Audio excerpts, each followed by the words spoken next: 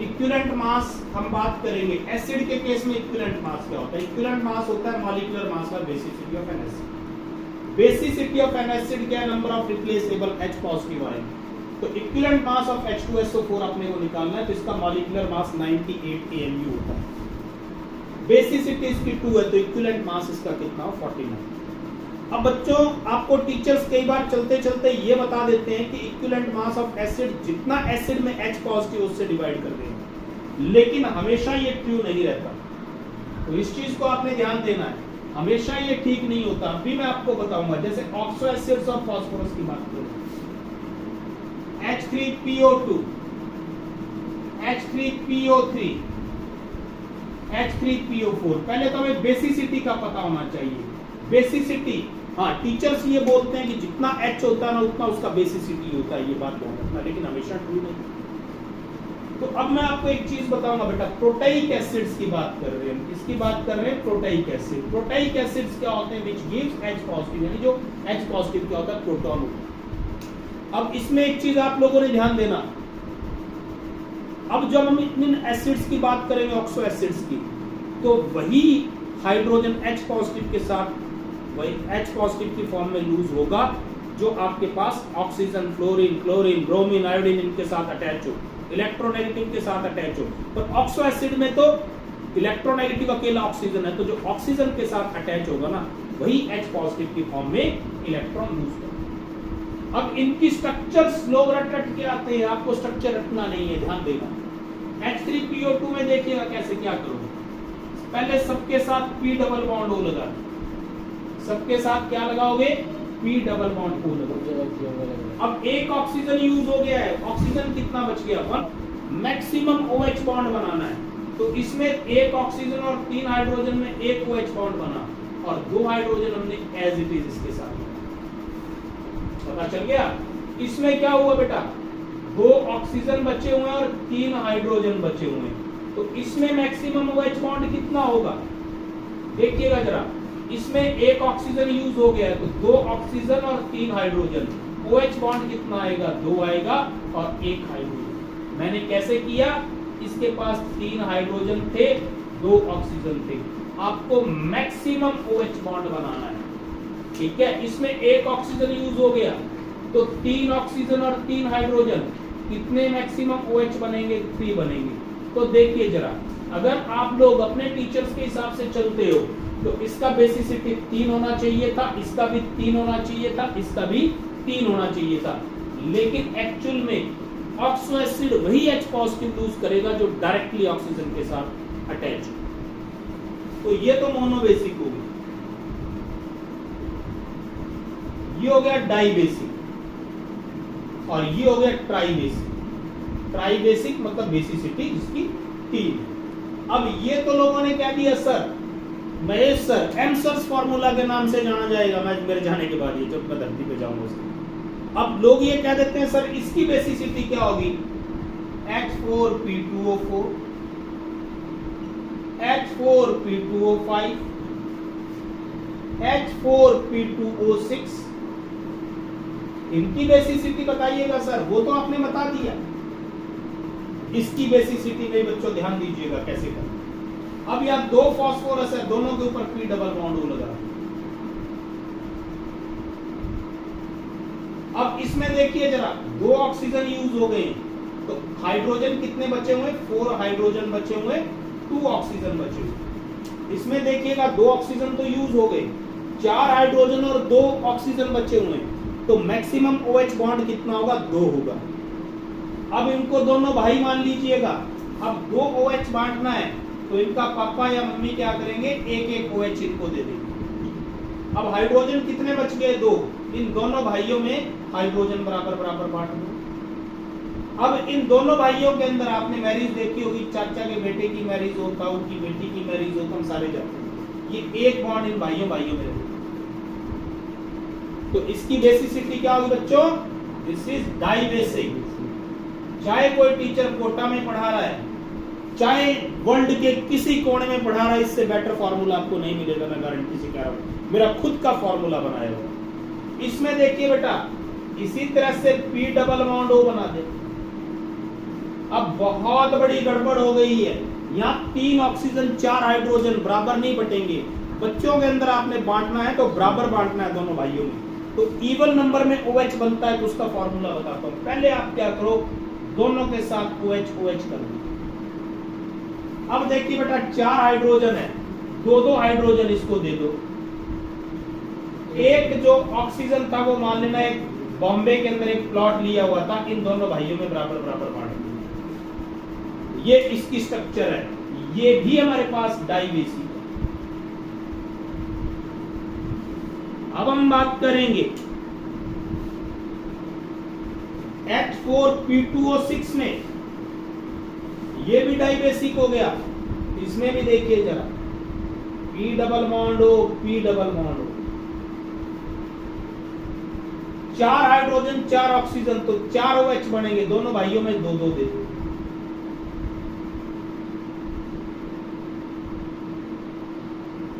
और एक बॉन्ड हमेशा भाइयों भाइयों में बना रहेगा। तो इसकी बेसिसिटी कितनी है बेटा?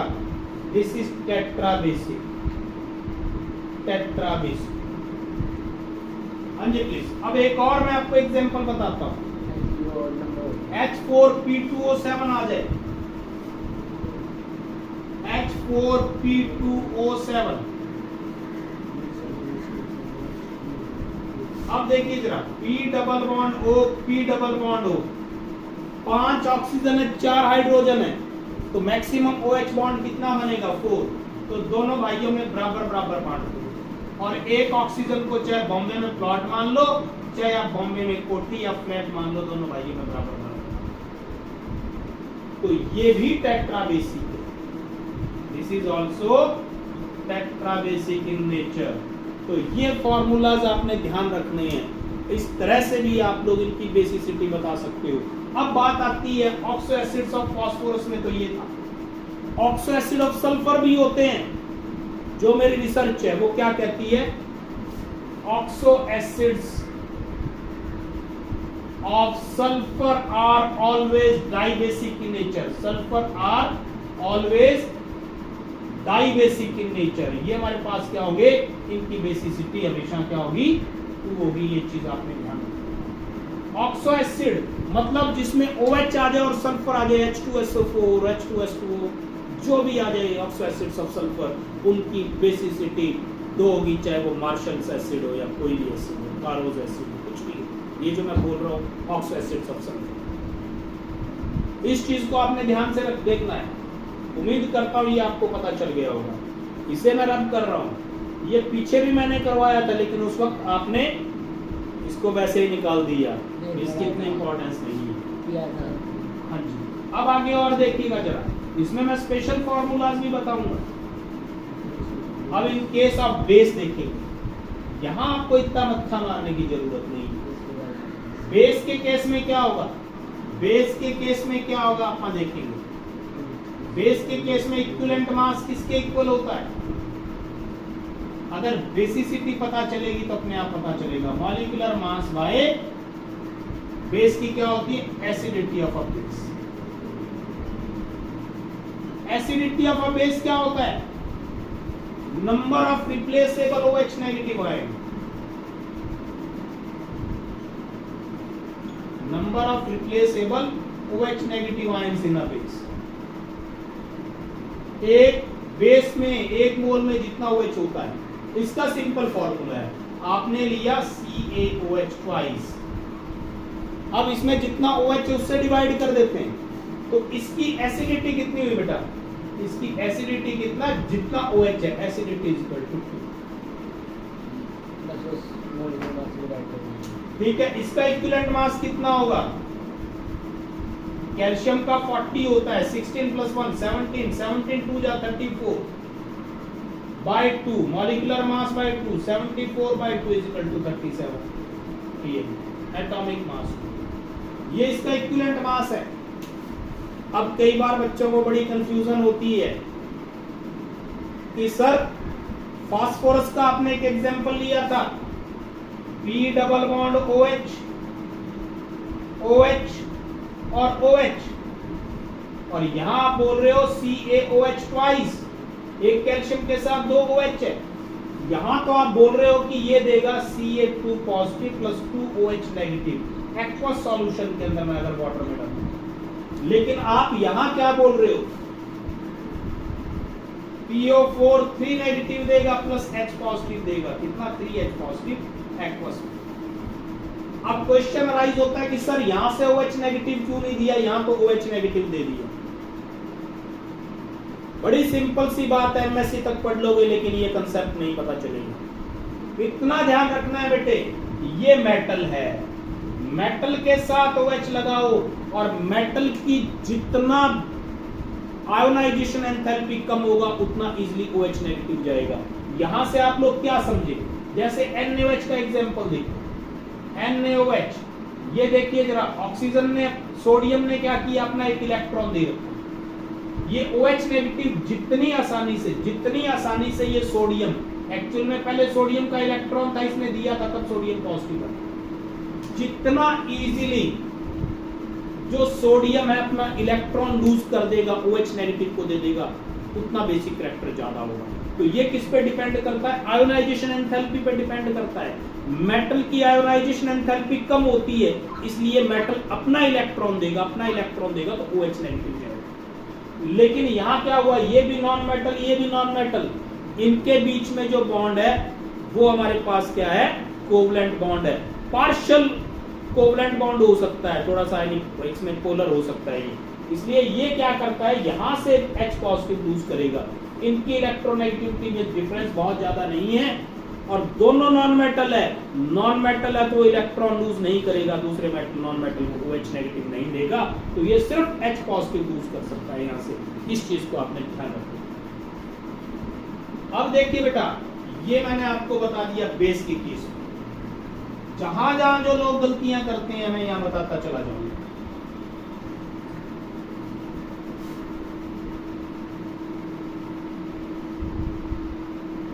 अब देखिए सॉल्ट के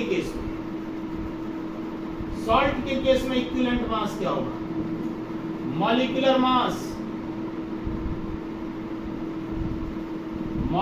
mass by total positive valency. लोग सिर्फ वैलेंसी बोलते हैं, चाहे आप इसको वैलेंसी कर दीजिए, लेकिन टेक्निकली आपने पॉजिटिव चार्ज देना सीधी सी। अब ये देखिएगा, अगर मैं बात करूं CaCl2 की, तो कैल्शियम की वैलेंसी कितनी है, 2 है, इस पे 2 पॉजिटिव, ये 2 नेगेटिव, एक क्लोरीन पे, तो वैलेंसी या चार्ज के इक्वली आ रही है इसमें।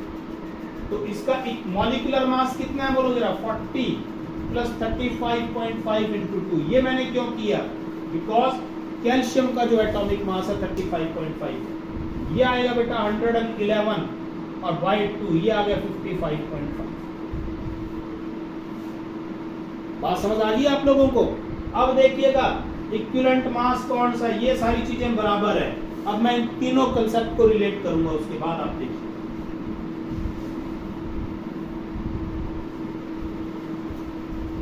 यहां मैं एसिड ले रहा हूं, यहां मैं बेस ले रहा हूं और यहां मैं सॉल्ट ले रहा हूं। एसिड में देखिए मैं H2SO4 ले रहा हूं, तो हमने क्या बोला था, 2H पॉजिटिव है, ये रिप्लेसेबल H पॉजिटिव, तो इसका इक्विवेलेंट मास कितना लिया, 98/2।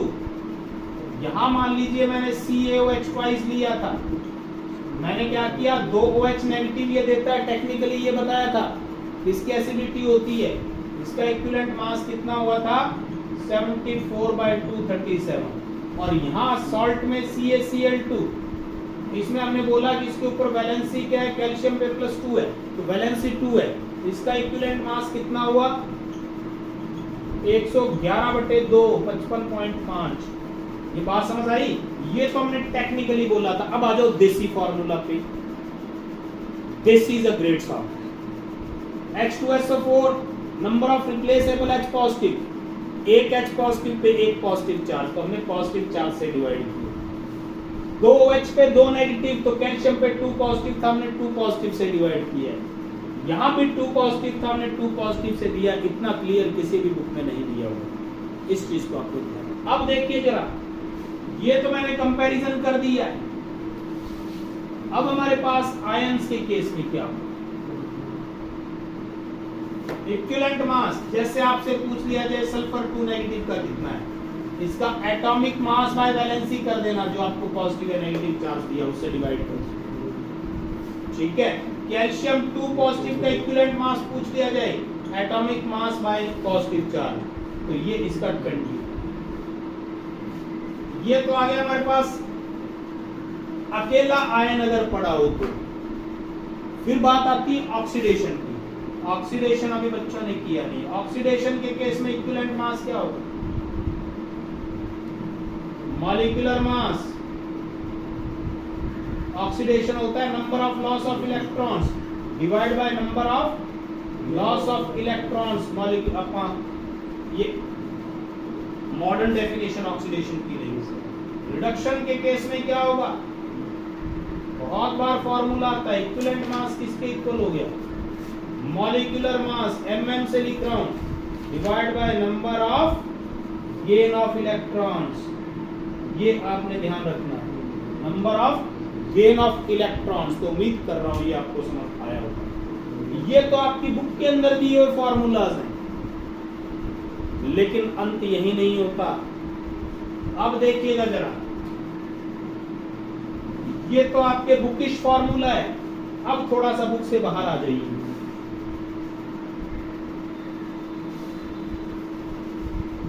कई बार अब जैसे कैल्शियम, कोई भी चीज है जिसमें ये देखिएगा 1 फराडे आपने सुना होगा 96500 कूलम, ये भी 1 इक्विवेलेंट के इक्वल होता है। एक इक्विवेलेंट मास होता है। कोई भी सब्सटेंस जो 1 मोल ऑफ इलेक्ट्रॉन देता है वो उसका इक्विवेलेंट मास है। कोई भी सब्सटेंस जैसे नॉन मेटल है, जितना फराडे लेगा या 96,500 कूलम लेगा, ईच यूनिट के ऊपर 1 इक्विवेलेंट मास होगा। जैसे ऑक्सीजन देखिएगा जरा, 2 मोल ऑफ इलेक्ट्रॉन लेता है 1/2 O2, आपको O2 पे नेगेटिव बनेगा। तो इसने कितना लिया? 2 फराडे लिया, 2 × 96500 कूलम, ये भी 1 इक्विवेलेंट के इक्वल। तो ये इसका इक्विवेलेंट मास कितना होगा ऑक्सीजन का? कितना फराडे? 2 फराडे लिया है ना। तो अब देखिए जरा, अब ऑक्सीजन का एटॉम, ये मॉलिक्यूलर मास 32/2, ये 16 हो गया, 16/2 कितना हो गया? 8 हो गया। कैसे किया मैंने? Molecular mass of O2, O2 का मॉलिक्यूलर मास कितना? 32। ठीक है, अब बेटा देखिए जरा, अब ये कितना ग्राम हो गया? हाफ मोल कितना हो गया? 16 ग्राम हो गया। 16 ग्राम ने कितना चार्ज दिया? 2 फराडे। अब 1 फराडे जो चार्ज होता है, एक इक्विवेलेंट मास होता है, यानी 2 फराडे जो है वो कितना ऑक्सीजन के साथ कर रहा है? 16 ग्राम ऑक्सीजन को पर ऑक्साइड में चेंज कर रहा है। तो 1 फराडे कितना करेगा? बाय 2, ये आपके पास 1 फराडे या 96,500 कूलम, चाहे वो चार्ज ले चाहे वो चार्ज दे, एक इक्विवेलेंट मास होता है। इतना याद नहीं रखता रहता तो इक्वेशन में ध्यान देख लीजिएगा, 1 मोल ऑफ इलेक्ट्रॉन अगर कोई सब्सटेंस देता है तो उसका 1 इक्विवेलेंट मास है, और कोई अगर नॉन मेटल उसे एक 1 मोल इलेक्ट्रॉन को लेता है तो उसका इक्विवेलेंट मास है। मतलब जितने मोल ऑफ इलेक्ट्रॉन कोई सब्सटेंस लेता है उसके एटॉमिक मास को डिवाइड कर दीजिएगा number of moles of electron से, उसका इक्विवेलेंट मास आ जाएगा। इससे भी एडवांस फार्मूला है।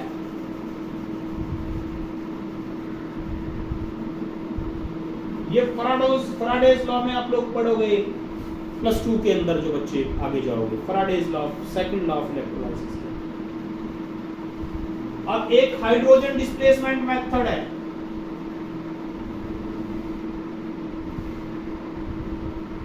मैंने देखा है बच्चे रट्टा लगाते हैं भी हाइड्रोजन डिस्प्लेसमेंट मेथड में इक्विवेलेंट मास,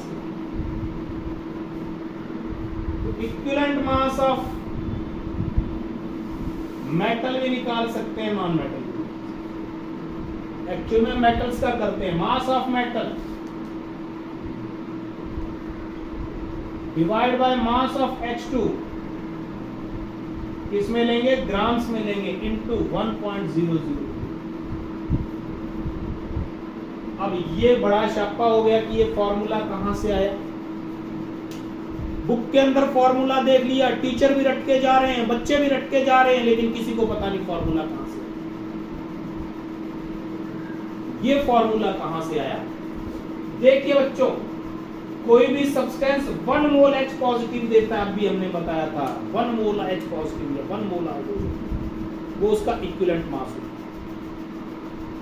ठीक है, अब देखिए, सपोज कीजिएगा x gram of H2 hydrogen is given by W gram of substance, W gram of metal. हम W ग्राम ऑफ मेटल की बात करेंगे। अब इसमें देखिएगा, अब अपने को इसका इक्विवेलेंट मास निकालना है। तो बच्चों ध्यान देना, 1.008 ग्राम H2, क्योंकि हाइड्रोजन का इक्विवेलेंट मास कितना होता है 1.008 उसका एटॉमिक मास होता है, और H पे 1 यूनिट पॉजिटिव या नेगेटिव चार्ज होता है, तो 1 से डिवाइड करेंगे तो 1.0। एक इक्विवेलेंट मेटल के साथ एक इक्विवेलेंट नॉन मेटल कंबाइन करता है, इसको लॉ ऑफ इक्विवेलेंस भी बोलते हैं। तो ये भी मैंने करवाया हुआ है, लेकिन आज मैं YouTube के अंदर वीडियो डाल रहा हूं। जिसको ये करना है तो मैं अपना नंबर डाल दूंगा वीडियो से, बच्चा कोई भी मेरे से पूछ सकता है। 1.008 ग्राम हाइड्रोजन जितना मेटल डिस्प्लेस करेगा, जितना मेटल ये देगा, उसका इक्विवेलेंट मास है। यानी अब देखिए जरा, फॉर्मूला कहां से आया, x gram hydrogen is given by, कितने ग्राम मेटल ने दिया, W ग्राम ऑफ मेटल, या सब्सटेंस ले लीजिएगा, लेकिन हम मेटल्स के केस में ज्यादा इजीली लेते हैं। और H पॉजिटिव और H नेगेटिव, मेटल के साथ ही H नेगेटिव की फॉर्म में लूज होगा, नॉन मेटल के साथ H पॉजिटिव की फॉर्म में लूज होगा। मैं थोड़ा सा गलती कर गया। तो ये देखिए W, और 1 ग्राम कितना देगा, divide by x gram hydrogen आ गया, और 1.8008 ग्राम कितना देगा बोलिए जरा, W gram by x gram into 1.008। अब ये देखिए जरा, W ग्राम क्या है, मास ऑफ मेटल है, और ये मास ऑफ H2 इन ग्राम है, इंटू 1.008। यूनिटरी मेथड से करना है, बचपन में आपने किया होगा। मैंने क्या किया, बचपन में आपने किया होगा, 10 रुपीज के 2 बनाना आते हैं। आपको टीचर ने कहा 100 रुपीज में कितने बनाना आते हैं। देखिए 4th क्लास में किया था, आपसे पूछ लिया 100 रुपीज में कितने बनाना आएंगे, तो आपको करना क्या है, जो चीज निकालनी होती थी उसको राइट हैंड साइड आप रखते थे। तो वही था, 10 रुपीज में कितने बनाना है, 2, एक में 2/10, 100 रुपीज में कितना है, इंटू 100। एक तो ये फॉर्मूला आपने किया। दूसरी स्टेटमेंट ऐसे पूछ ली, 50 रुपीज में कितने बनाना आएंगे, नहीं सॉरी, 50 बनानास के कितने रुपीस लगेंगे, तो अब आप रुपीस राइट हैंड साइड रखेंगे। 50 बनाना के कितने रुपीस रखेंगे, तो जो स्टैंडर्ड है उसको राइट हैंड साइड, स्टैंडर्ड ये हो गया। इसमें जो चीज निकालनी है उसको राइट हैंड साइड रखेंगे। 2 बनानास के कितने रुपीस लगे, 10, एक के 10/2, और 50 के कितना, इंटू 50। तो मैंने यूनिटरी मेथड से निकाला था। x ग्राम हाइड्रोजन W ग्राम मेटल लेती थी, तो 1.008 ग्राम मेटल, जो हाइड्रोजन जितना मेटल देगा उसका इक्विवेलेंट मास होगा। तो अपने मेटल को क्या करना है, राइट हैंड साइड में रखना है। इस बात को आप लोग ध्यान से देखोगे, तो इस चीज को आपने ध्यान से देखना है बेटा। तो इस तरह से यूनिटरी मेथड से फॉर्मूला आया। हालांकि ऑक्सीजन डिस्प्लेसमेंट नहीं होता है, लेकिन उससे भी हम निकाले। अब एक देखिएगा बेटा, ये तो इन टर्म्स ऑफ मास आ गया, किसकी टर्म में आया, इन टर्म्स ऑफ मास। अब देखिए in terms of volume, in terms of volume STP condition की बात कर रहा हूं। 0 डिग्री सेंटीग्रेड और 273 एटमॉस्फेरिक, सॉरी 273 केल्विन टेम्परेचर और 1 एटमॉस्फेरिक प्रेशर।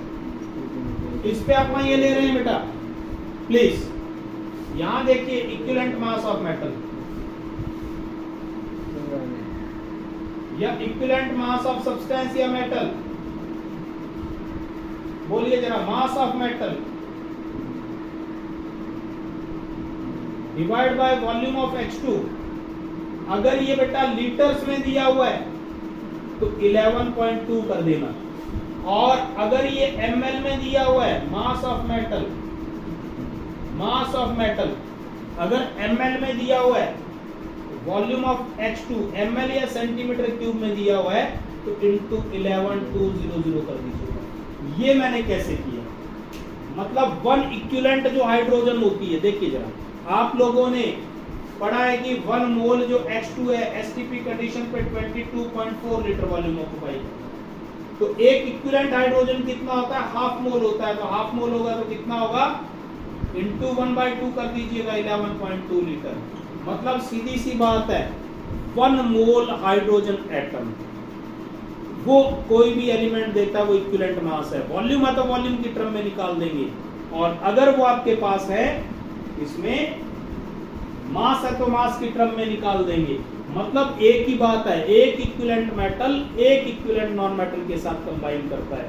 अब देखिएगा जरा, ये हाइड्रोजन डिस्प्लेसमेंट मेथड तो दिया हुआ है, लेकिन अगर क्लोरीन दिया हो, क्लोरीन कोई दे रहा हो तो क्या करूं? अगर किसी एलिमेंट में कोई क्लोराइड पड़ा है तो उस केस में क्या करोगे? इसके केस में क्लोरीन अगर कोई लूज करता है, क्लोरीन गैस अगर करता है, वोलेटाइल हाइड्रोजन डिस्प्लेसमेंट तो मेथड तो बोल सकते हैं, मैं इसको क्लोराइड डिस्प्लेसमेंट मेथड भी कह दूं तो कोई दिक्कत नहीं है, लेकिन ऐसा मेथड केमिस्ट्री में कहीं दिया हुआ नहीं है। लेकिन आप लोग इसको आईआईटी और उसके लिए कर सकते हैं। तो इक्विवेलेंट मास ऑफ मेटल कितना होगा? देखिए, मास ऑफ मेटल या मास ऑफ सब्सटेंस भी ले सकते हो, divide by mass of Cl2। ये किस में लेना है बेटा? ग्राम्स में लेना, इनटू 35.5। ऐसा मैंने क्यों किया? क्योंकि क्लोरीन पे 1 नेगेटिव होता है, एटॉमिक मास 35.5। ये तो आ गया मास की टर्म में। वॉल्यूम की टर्म में क्या आएगा? Equivalent mass of substance, equivalent mass of metal अगर वोलेटाइल क्लोराइड। तो mass of metal divide by volume of Cl2।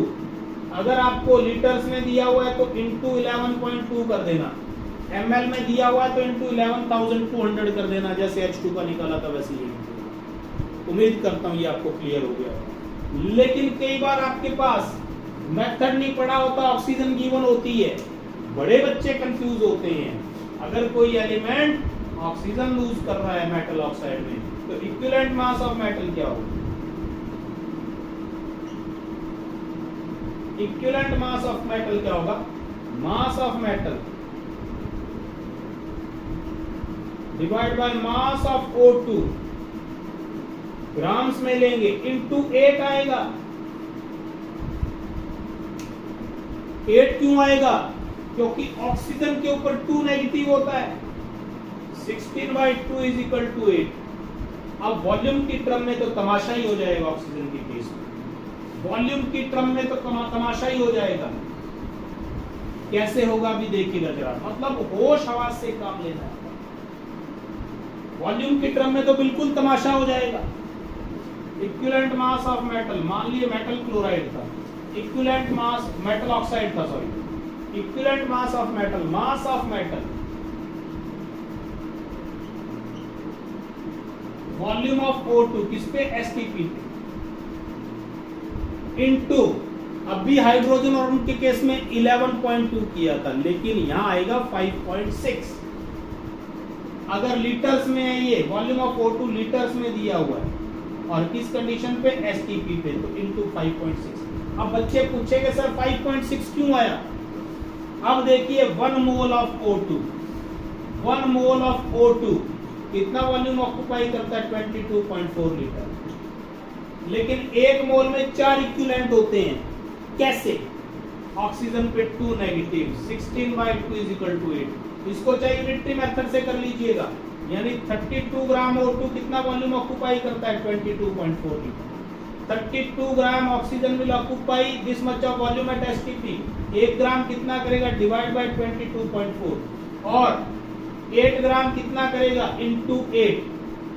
Sorry बेटा, ये 32 आएगा, तो 8 4 जाए, इसको करेंगे तो 5.6 लीटर आ जाएगी। यानी 1 मोल ऑक्सीजन में 32 ग्राम है। 32 ग्राम ऑक्सीजन जो वॉल्यूम ऑक्यूपाई करता है 22.4 लीटर करेगा। और एक इक्विवेलेंट ऑक्सीजन में मास कितना होता है? कितना मास होता है? 8 ग्राम होता है। तो 8 ग्राम O2 एसटीपी में जो वॉल्यूम ऑक्यूपाई करता है वो 5.6 है। तो इस तरह की गलतियां आपने नहीं करनी है, इस चीज को आपने ध्यान में रखना, ठीक है। थैंक यू बच्चों। उसके बाद मैं आगे जब भी आएगा मैं क्वेश्चंस डिस्कस करूंगा।